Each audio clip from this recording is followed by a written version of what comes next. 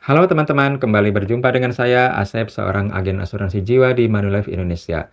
Sebelumnya perlu saya sampaikan disclaimer atau sanggahan bahwa apa yang saya bahas dalam video ini sepenuhnya merupakan pendapat pribadi, berdasarkan pemahaman saya selama ini, bukan pernyataan resmi dari perusahaan asuransi tempat saya bernaung. Oke, itu aja ya.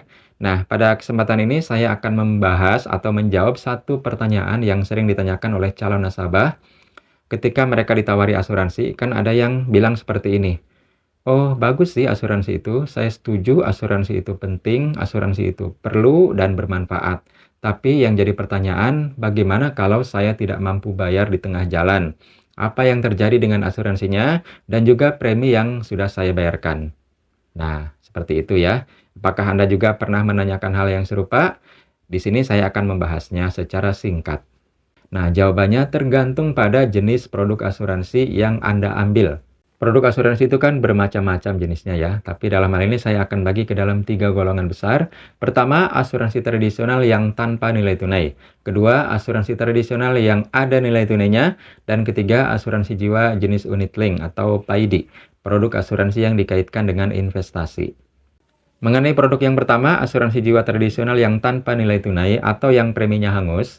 Nah, ketika pembayaran premi terhenti di tengah jalan dan telah melewati grace period atau masa tenggang, maka polisnya akan lapse ya atau batal, berakhir. Seperti itu. Bagaimana dengan preminya? Ya, karena tidak ada nilai tunai, otomatis ya preminya juga hilang semua, hangus gitu ya. Contoh produknya asuransi jiwa term life atau asuransi kesehatan tradisional yang standalone. Tentang grace period atau masa tenggang, biasanya dalam asuransi adalah 45 hari. Jadi misalnya jatuh tempo tanggal 1 Januari, maka sampai sekitar pertengahan Februari itu polis masih aktif ya. Jika terjadi klaim pada masa tenggang itu masih bisa. Kalau klaimnya asuransi kesehatan masih bisa, tapi biasanya rembes ya. Tapi intinya masih bisa. Polisnya masih aktif. Tapi ketika grace period sudah terlewati, maka asuransinya lapse atau batal atau berakhir ya. Dan preminya juga nggak kembali.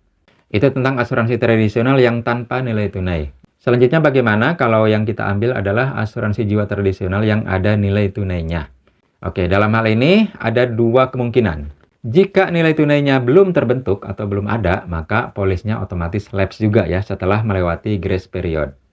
Sama seperti asuransi jiwa tradisional yang tanpa nilai tunai tadi. Nah, tapi jika nilai tunainya sudah terbentuk, maka akan berlaku yang disebut APL, Automatic Premium Loan, atau pinjaman premi otomatis.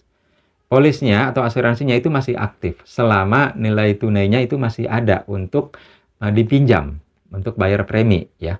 Misal preminya 10 juta per tahun dan nilai tunainya sudah ada 25 juta misalnya. Maka ya 10 juta akan dipinjam dan ini kena bunga gitu ya. Lalu tahun berikutnya ya akan dipinjam lagi 10 juta kalau belum dibayar juga. Lalu bagaimana kalau nilai tunainya kurang dari premi? Nah, itu akan berlaku pro rata. Jadi akan diberlakukan pinjaman secara harian. Polis masih aktif selama nilai tunainya masih ada. Bunganya belum melebihi sisa saldonya. Jika terjadi klaim pada masa pinjaman premi otomatis, maka nilai klaim yang dibayarkan akan dikurangi terlebih dahulu pinjaman preminya. Berikut bunganya. Itu tentang asuransi jiwa tradisional yang ada nilai tunainya. Lalu yang ketiga, bagaimana jika produknya adalah unit link atau PAID, produk asuransi yang dikaitkan dengan investasi. Nah, pada produk unit link biasanya ada kewajiban pembayaran premi di 2 tahun pertama. Jika dalam 2 tahun pertama itu ada yang miss ya pembayaran preminya dan telah melewati masa tenggang, maka polisnya otomatis lapse. Lalu jika polis unit linknya sudah lebih dari 2 tahun dan nilai tunainya sudah terbentuk atau nilai investasinya sudah terbentuk ya, maka jika pembayaran premi terhenti di masa ini, akan berlaku yang namanya cuti premi. Cuti premi artinya berhenti bayar premi untuk sementara, polis masih aktif selama nilai investasinya masih ada, masih cukup untuk membayar biaya-biaya polis. Seperti biaya asuransi, biaya administrasi, dan ya mungkin ada yang menggunakan biaya-biaya lainnya. Dulu, sebelum bulan Maret tahun 2022, cuti premi itu berlaku otomatis. Jadi ketika nasabah berhenti bayar premi, otomatis akan berlaku cuti premi. Nilai tunai yang ada akan ditarik, dipotong setiap bulan untuk membayar biaya asuransi dan administrasi. Tapi sejak bulan Maret 2022, sejak adanya SEOJK tentang PAID, cuti premi tidak lagi berlaku otomatis. Ketika pembayaran premi terhenti dan telah lewat jatuh tempo dalam masa grace period, itu perusahaan asuransi akan menghubungi nasabah untuk mengkonfirmasi apakah preminya akan dibayar atau tidak. Jika preminya dibayar ya aman ya, Tapi jika preminya tidak dibayar, mungkin karena nasabah kesulitan uang, maka perusahaan asuransi akan nanya, mau cuti premi atau enggak? Kalau cuti premi, maka nilai tunai yang ada itu akan dipotong untuk membayar biaya administrasi dan biaya asuransi. Tapi kalau enggak cuti premi, maka polisnya akan lapse setelah melewati grace period. Saldo yang ada saat itu aman, nggak ditarik gitu. Tapi polisnya lapse. Jadi itulah jawaban dari pertanyaan bagaimana jika pembayaran premi terhenti di tengah jalan. Terima kasih atas perhatiannya. Mohon maaf jika ada kekurangan. Semoga kita semua sehat sejahtera senantiasa. Amin.